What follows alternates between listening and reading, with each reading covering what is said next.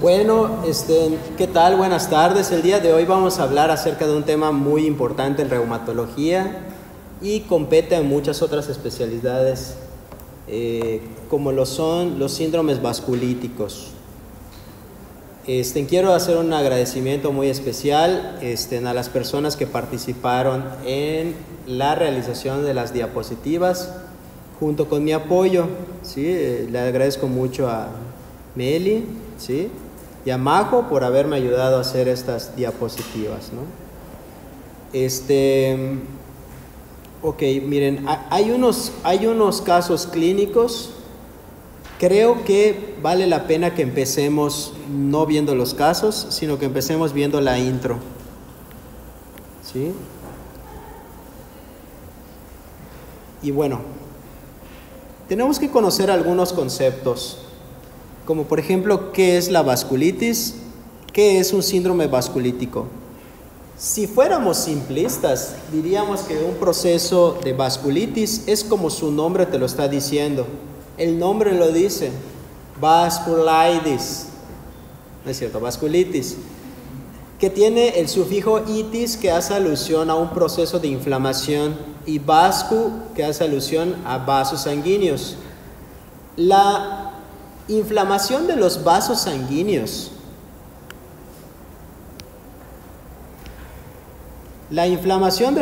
sanguíneos, puede comprometer vasos de cualquier tamaño, todos los vasos que ustedes quieran. En lo habitual suele tener cierta predilección cada uno de los síndromes vasculíticos, de tal suerte que se pueden clasificar como vasculitis de grandes vasos, medianos vasos y pequeños vasos, ¿sí? Por la predilección. Algo muy interesante es que pueden afectar tanto arterias como venas, principalmente arterias, pero sí pueden afectar venas. ¿Y qué se les ocurre que pueda complicarse un vaso inflamado? ¿Qué le puede pasar a un vaso inflamado? El vaso inflamado puede condicionar la formación de trombosis, o sea, aumenta el riesgo de trombosis. Así es, un paciente que tiene un síndrome vasculítico tiene un riesgo aumentado de hipercoagulabilidad o trombosis. ¿Qué más? ¿Qué más puede complicar? Que se rompa el vaso. Efectivamente, se puede romper el vaso, ¿sí? ¿Qué más? Puede generar un embolismo. ¿Qué más? Hemólisis. Sí, puede condicionar destrucción de los glóbulos rojos. ¿Ya dijeron embolismo? Un aneurisma, un chuchuluco.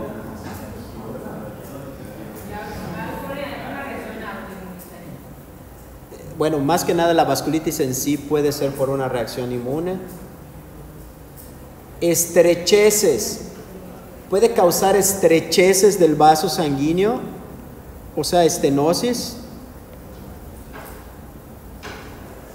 ¿Qué más?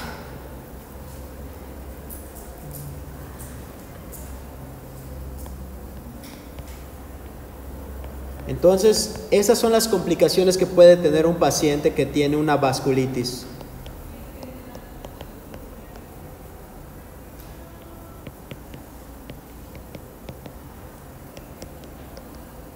Y les digo, ¿les parece que está cool esto que le pueda pasar a una persona?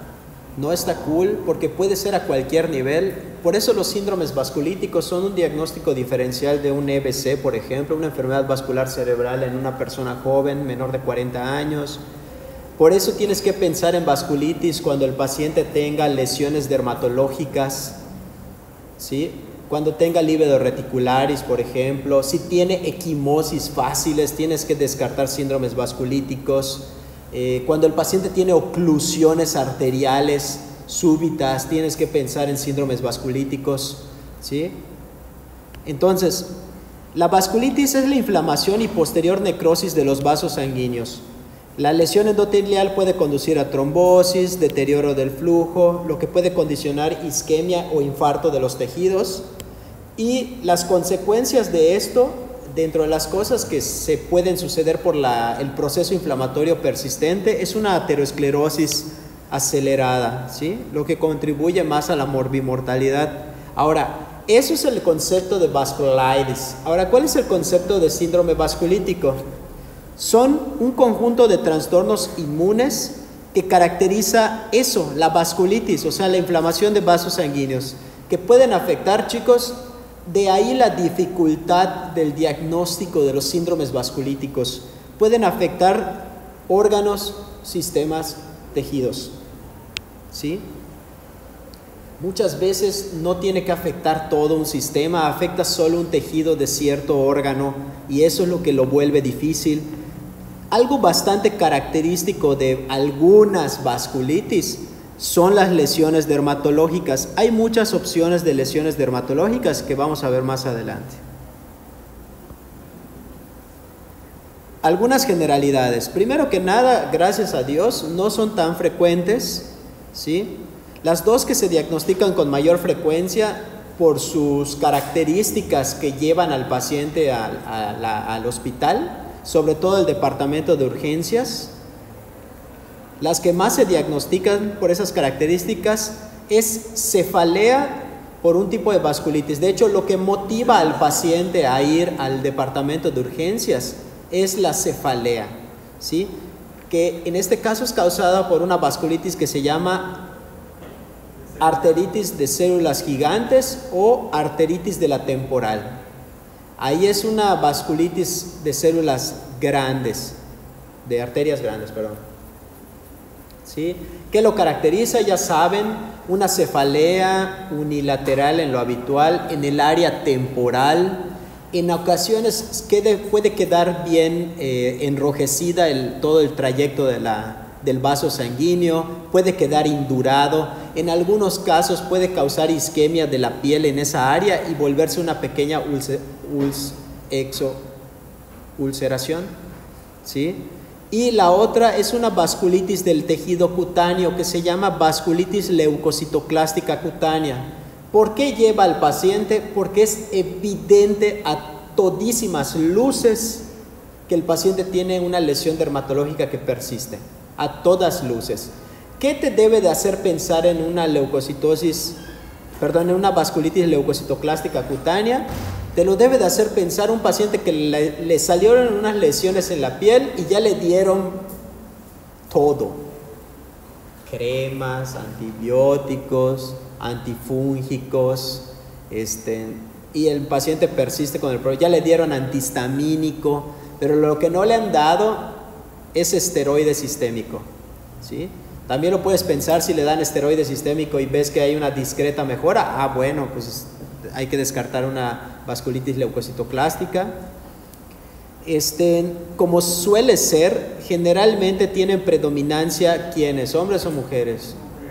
Las mujeres. Todo lo que sea autoinmune, las mujeres nos ganan. Todo lo que sea aterosclerosis, los hombres ganamos, ¿vale? Y en la infancia, la vasculitis más frecuente de la infancia es la vasculitis IgA, formerly known, antes conocida como púrpura de Henoch-Schönlein.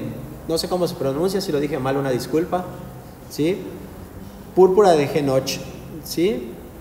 El 75% de las veces que se da esa vasculitis es en menores de 7 años, ¿sí? En menores de 7 años. Otra de las comunes por grupo etario es la enfermedad descrita por el doctor Tomisaki Kawasaki, o sea, la enfermedad de Kawasaki. Como saben, es evidentemente exclusiva de la infancia. Es una vasculitis que puede complicarse con aneurismas de las arterias coronarias epicárdicas. Los pacientes pueden presentar infartos y son niños. ¿Cuándo has visto un niño que se infarte? No. ¿Qué características tienen? ¿Se acuerdan de los criterios diagnósticos de la enfermedad de Kawasaki? Una faringitis, conjuntivitis, fiebre, ¿se acuerdan? Muy bien. Ahí está, lengua en fresa, compromiso del corazón, ojos rojos, ¿sí?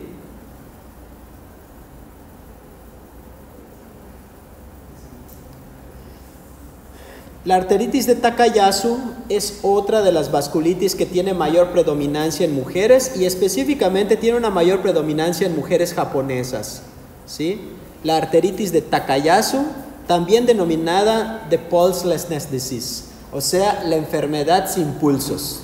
Se le llama la enfermedad sin pulsos porque genera una inflamación tan severa que condiciona una estrechez o estenosis completa del vaso sanguíneo y se le llama así enfermedad sin pulsos. Todavía puedo recordar, no digo, tampoco tiene mucho tiempo, ¿verdad?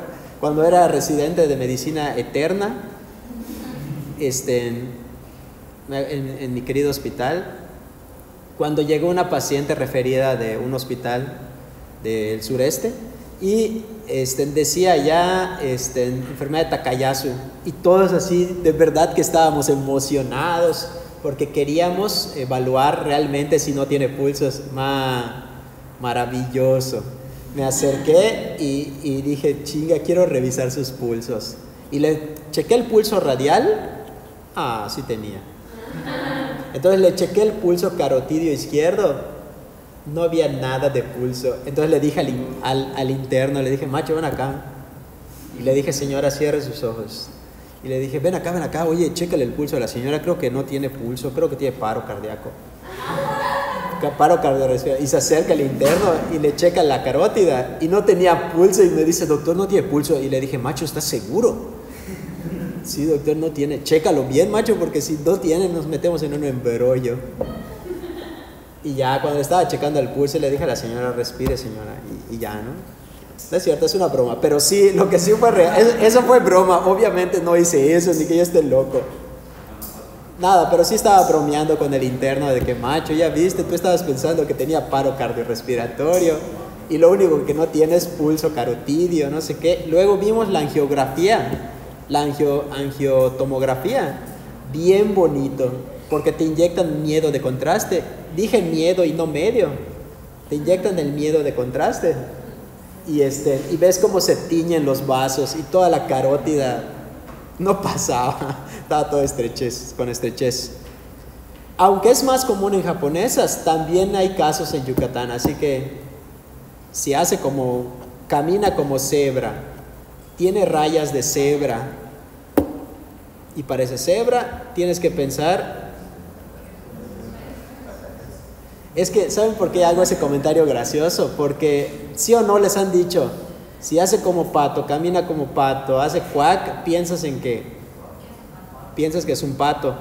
Pero muchas veces se nos enseña en la carrera se te enseña, piensa primero lo más probable o más común o general o epidemiológicamente frecuente y luego te vas a lo menos probable. Entonces hay un decálogo, no sé si es un decálogo o son 12, no me acuerdo, que escribieron en una revista de medicina interna donde te decía, una de las frases decía, si hace como cebra, si camina como cebra, si tiene rayitas, si piensa en una cebra, o sea, haciendo alusión de que nuestra formación de medicina interna nos obliga a pensar hasta lo improbable, pero evidentemente ir descartando lo más común con los datos que tengas, pero sí nos obligan. Había una cosa que me decía nuestro profesor, por si un día ve el video, que él decía que como internistas tenemos la obligación de pensar en un número de diagnósticos elevado, posibles, sin importar que parezca así. Digo, aunque sea lo menos probable, pero tú tienes que tener al menos de 8 a 10 diagnósticos diferenciales, aunque sea una tontera, pero que sí sea una posibilidad.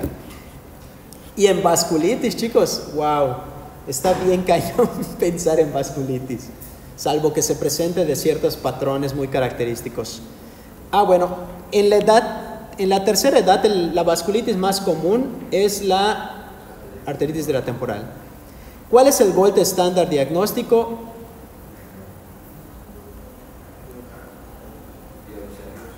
En la mayoría de los casos es biopsia. El estándar de oro diagnóstico es la biopsia del vaso, ¿sí? Para ver sus características. Puede ser de un órgano, pero con la intención de ver cómo están los cambios inflamatorios en el vaso sanguíneo. Hay ciertos casos donde no es imperativo hacer el estudio de biopsia. En algunos casos basta con hacer estudios angiográficos y nada más, que vamos a verlo más adelante. Pero de que vas a necesitar seguramente una angiografía, es casi seguro que la necesitas para ver ciertas alteraciones, sobre todo para vasos grandes y medianos, ¿sí? Y la agresividad con la que tú vas a darle tratamiento a la vasculitis depende del grado de afectación de los vasos que estén irrigando el órgano u órganos o tejidos en cuestión. La severidad o la intensidad de tu tratamiento. Miren eso. Vean cómo se ve muy claro. ¿A alguien le pasa esto? Hay que descartarlo. Dice, se supone que todos los síndromes vasculíticos son mediados por mecanismos inmunopatogénicos que aparecen en respuesta ante un estímulo antigénico, ¿sí? Es posible que haya varios factores que tengan que intervenir en esto, como que tengas la predisposición genética, que te expongas a ciertos factores ambientales o farmacológicos, ¿sí? O que haya una alteración en los mecanismos reguladores de la respuesta inmunitaria, ¿sí? Eso es lo que tiene que tener mínimo para pensar que pueda desarrollarse un síndrome vasculítico. ¿Cuáles son los mecanismos de daño? ¿De qué manera se te puede dañar y de esta forma inflamar tu vaso sanguíneo? Vamos a ver, hay tres posibilidades grandes. Una, formación de complejos inmunes. Se forman complejos inmunes. 2, producción de anticuerpos anticitoplasma de neutrófilo. Y 3, respuesta mediada por linfocitos T y formación de granulomas. Hay tres mecanismos: complejos inmunes, o sea, antígeno, ¿sí? Producción de anticuerpos, específicamente un tipo de anticuerpos que se llama anticuerpos para el citoplasma del neutrófilo, o ANCAS, no ANCAS de rana, ¿no? Pueden hacer como risas para que parezca que... Gracias, para que parezca que es gracioso. Respuesta mediada por linfocitos T, o sea, una respuesta mediada por los linfocitos T y formación de granulomas. ¿Cuáles ejemplos tenemos de formación de complejos inmunes? Tenemos, por ejemplo, a la poliarteritis nodosa, ¿sí? Tenemos a la púrpura de Henoch-Scheulen, antiguamente llamada así, actualmente llamada vasculitis IgA. Y tenemos una muy especial que se llama crioglobulinemia esencial. Muy interesante, esa es de las pocas menos conocidas. Y luego tenemos la producción de anticuerpos para antígenos en el citoplasma de los neutrófilos. Ahí tenemos a las de muy características, la granulomatosis de Wegener, antiguamente llamada granulomatosis de Wegener, hoy por hoy se llama granulomatosis con polengiaitis, así se llama. Y tenemos también a la antiguamente llamada síndrome de Churg-Strauss, ¿sí? Síndrome de Churg-Strauss.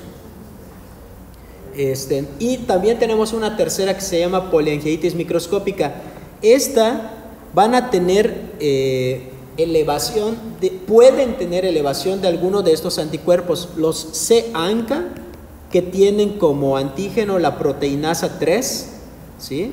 Que se encuentran en los gránulos azurófilos de los neutrófilos, y también tenemos al P-ANCA, ¿sí? Que va a tener como antígeno a la enzima mieloperoxidasa, ¿no? La P es de perinuclear y la C es de citoplasmático. Luego tenemos la respuesta mediada por linfocitos T. Tenemos a la arteritis de células gigantes, arteritis de Takayasu o enfermedad sin pulsos. Granulomatosis con polengitis también puede tener un componente de células T, y Churg-Strauss puede tener componente linfocítico.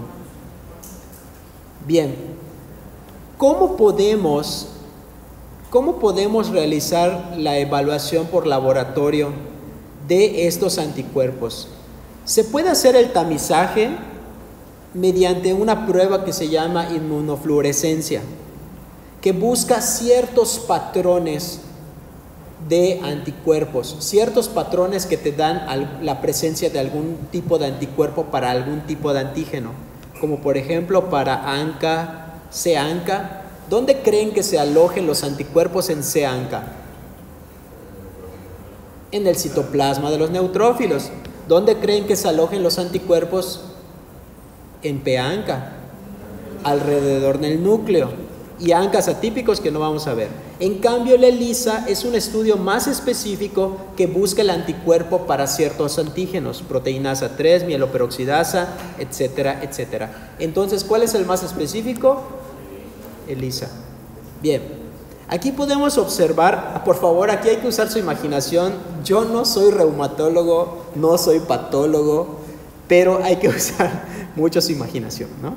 Entonces te dice acá, patrón perinuclear. Se observa fluorescencia en la periferia del núcleo del neutrófilo. Este fenómeno se produce porque al fijar con etanol la mieloperoxidasa se reordena alrededor de la membrana nuclear. ¿Ok? Para confirmar que sean anticuerpos antimieloperoxidasa se debe realizar la técnica con neutrófilos fijados con formaldehído, en donde no ocurre este reordenamiento y la fluorescencia se tiñe todo el citoplasma. No entendí nada, pero tiene que tener cierto patrón que la verdad yo no lo sé interpretar.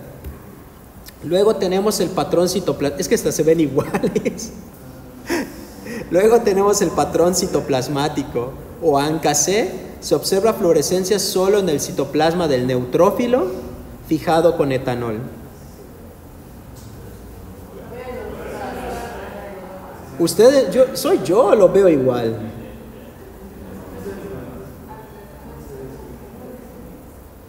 Bueno, no sé, quizás no soy muy bueno para verlo. Porque se acuerdan, el neutrófilo era bilobulado, o sea, no bilobulado, multilobulado, ¿se acuerdan? Entonces, eso deben de ser los núcleos. Y todo lo que está brillosito debería de ser el citoplasma, ¿no? Es lo que yo entiendo. Este es el citoplasmático, pero pues sí, tiene sentido. Este está pintado más en esto, mira. Pero no como que metido en el interior la lucecita esa, ¿no? Ahí está, vean las lucecitas. Vean cómo está en el citoplasma. Se tiñe todo esto. Ahí así se entendió. Después de todo sí pudimos. Aquí, por ejemplo, tenemos otros de P-ANCA y tenemos otros de C-ANCA. Recuerden, citoplasma. No está fácil, chicos. No es fácil, pero por ejemplo aquí creo que es un poco evidente. Todo el citoplasma está con inmunofluorescencia. El citoplasma. En cambio en este... Está cañón, ¿verdad? O sea, no es como que muy fácil. No lo veo muy fácil, amigos. Porque este dice que es P-ANCA, pero...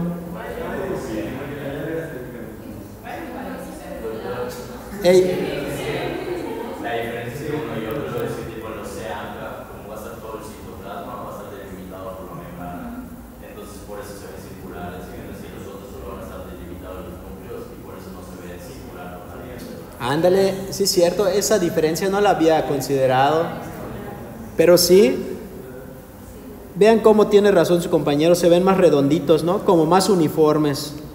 En cambio estos no se ven uniformes, parecen palomitas o tréboles. Solo yo pensé en tréboles.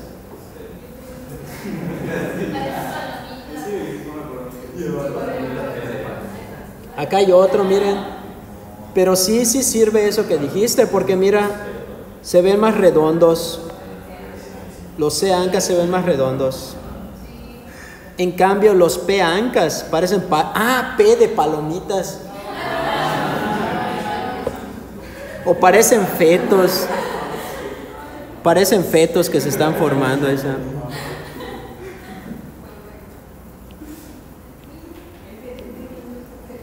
Un aliencito. Este es atípico, ve esto, no manches. Está cañón. Eso parece que le tiraron encima una cartulina y tiraron brillantina alrededor. ¿No? Parece un bebé, mira.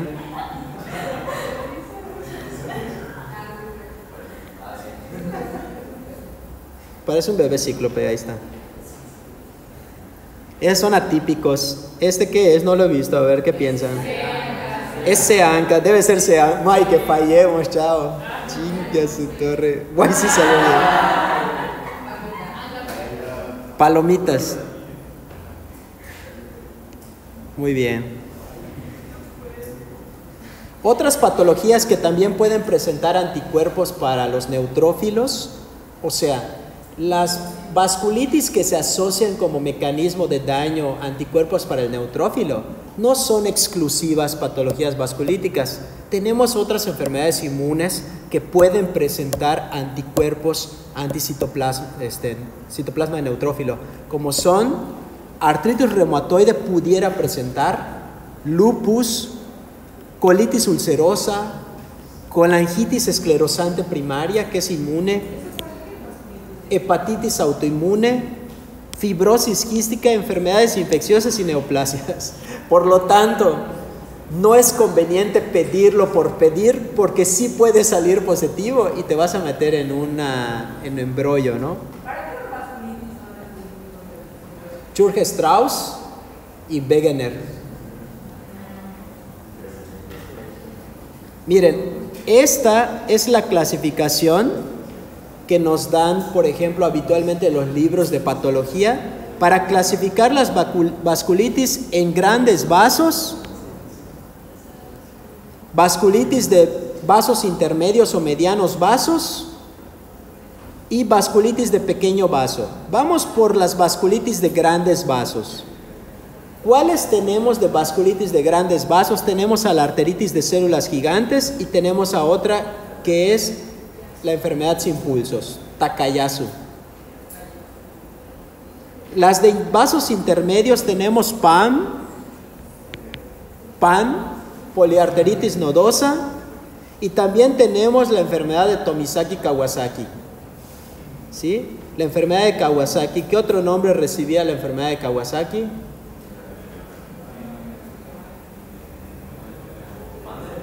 ¿Qué otro? ¿No vieron Kawasaki? ¿No lo leyeron del Mandel?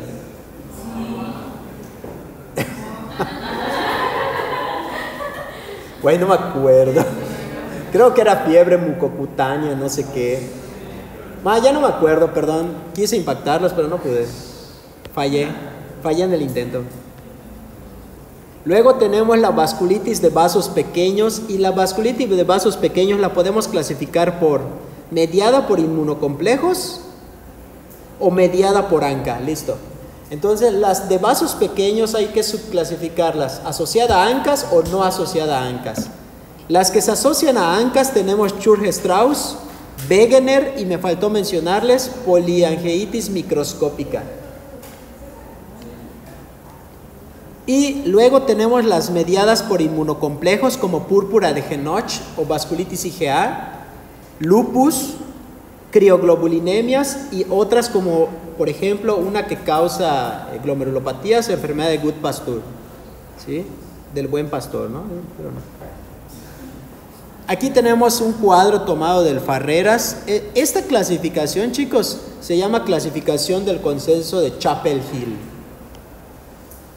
Hill, que dijo que cuáles son las de grandes vasos, las que ya dijimos, las de vasos medianos, las de vasculitis, de pequeños vasos, ya las mencionamos, no vamos a repetir. Hay una que no mencioné, que es una causa de glomerulopatía también, que es la enfermedad para anticuerpos antimembrana basal glomerular, ¿vale? Que te causa también unos síndromes nefróticos y nefríticos. A ver aquí, vean esto, acá hay otras causas de vasculitis, pero es más especial esta clasificación. Miren, vasculitis de vasos variables, enfermedad de Behçet, síndrome de Cogan, vasculitis de un órgano aislado, o sea, la inflamación de los vasos, pero de un órgano en especial.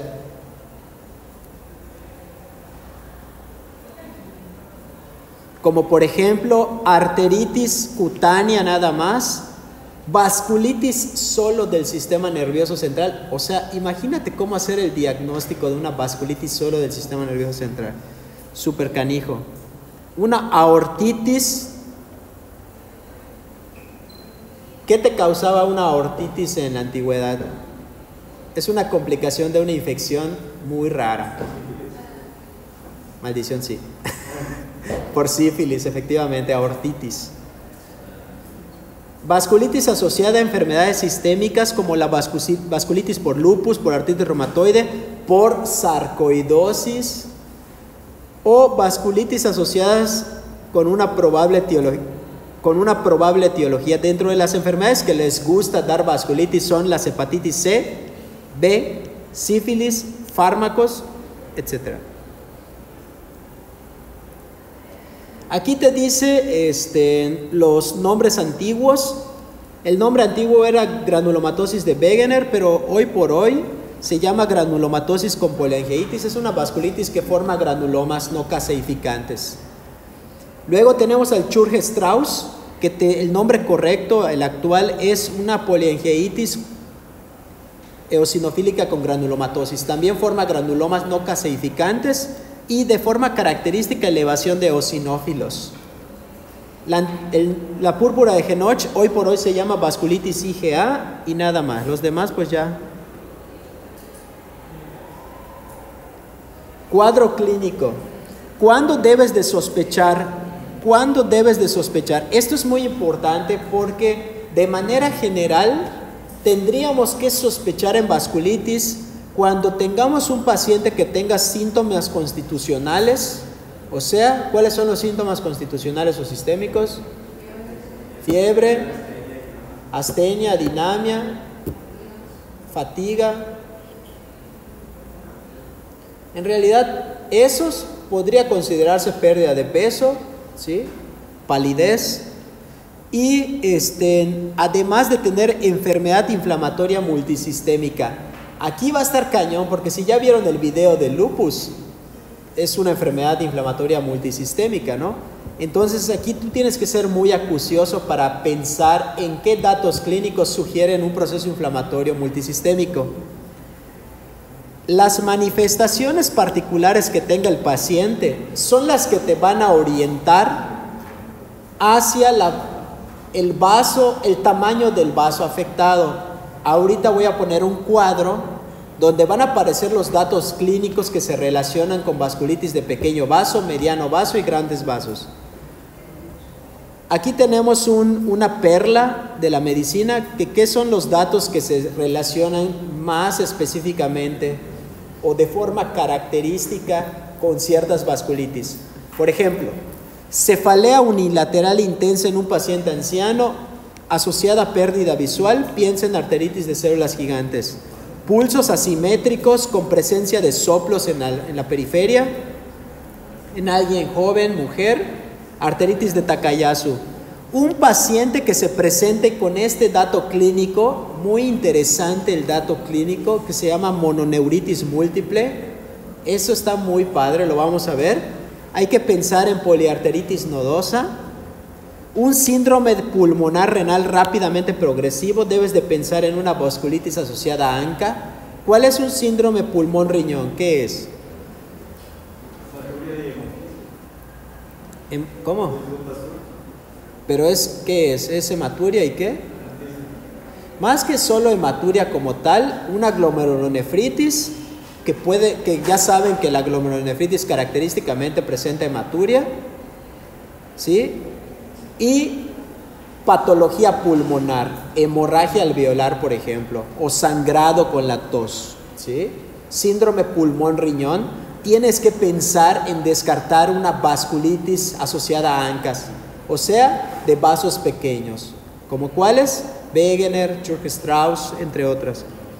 Si el paciente tiene púrpura palpable, que es una lesión característica que presentan los pacientes, tienes que pensar en vasculitis mediada por inmunocomplejos. Miren, aquí tenemos algunos datos clínicos que nos sugieren ciertas afecciones. Oigan, ¿tienen hongo? Estaban tardando, ¿verdad? Querían ver si decían sí, no, a ver. De hecho, estaban esperando a ver si alguien quemaba o no, o si mentían. Vamos a terminar esta parte y ya nos vamos, porque además voy a dar una clase de terapéutica. Y luego dice acá, el espectro clínico de las vasculitis sistémicas pueden ir, me da risa, desde un nódulo cutáneo hasta lesiones necróticas múltiples en vísceras y piel. O sea, puede ir desde ese espectro, ¿no? Una cosita inflamada hasta una lesión ulcerada. Pero hay otros datos como sintomatología sistémica, pérdida de peso, fiebre, malestar, artralgias. Me faltó decir hace rato artralgias o artritis. Y bien, ¿qué debo de ver para pensar en compromiso de grandes vasos? Claudicación intermitente o de miembros, asimetría de presión arterial, soplos en la vasculatura periférica, ausencia de pulsos o asimetría de pulsos, dilataciones. Y para pensar en mediano vaso, nódulos cutáneos, que son unas bolas rojas dolorosas, úlceras en piel, presencia de líbedo reticularis, ¿sí? Que parece una red violácea, gangrenas en los dedos, microaneurismas como las lechos unguiales, mononeuritis múltiple, que hay una diapo solo de eso, lo vamos a ver, lesiones purpúricas, urticaria, glomerulonefritis es de vasos pequeños, hemorragia alveolar es de vasos pequeños. La presencia de granulomas nos habla de vasculitis de pequeños vasos, hemorragias en astilla, muy característico las epiescleritis o uveitis. La uveitis duele y se caracterizan por tener un ¿qué? Un síndrome de ojo rojo, ¿no? Que es característico. Por ejemplo, vean aquí la necrosis, la isquemia y necrosis digital. Aquí podemos ver las astillas, hemorragias en astilla, la púrpura. ¿Cómo va a estar la púrpura con la vitropresión? ¿Pero qué es? ¿Vitropresión positiva o negativa? Negativa porque no palidece cuando le pones un vidrio de reloj encima de la lesión purpúrica. ¿Por qué? Porque la fisiopatología de la púrpura es una ruptura del vaso y hemorragia al tejido. Por lo tanto, se va a diseminar, se va a desplegar la lesión hemorrágica. No, la vas a seguir viendo. Esa es una lesión purpúrica. Lesiones cutáneas,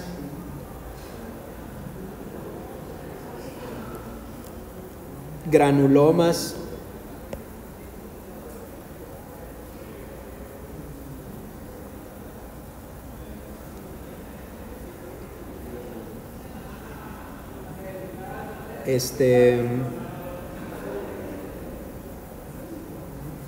ya se me olvidó qué iba a decir.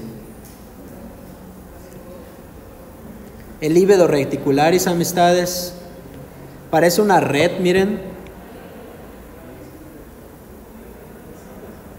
Líbedo, ¿sí se ve? Bien. Sí. Es lo mismo. Oye, ¿por qué está regresando? Bueno, chicos, vamos a dejarlos aquí porque la verdad ya me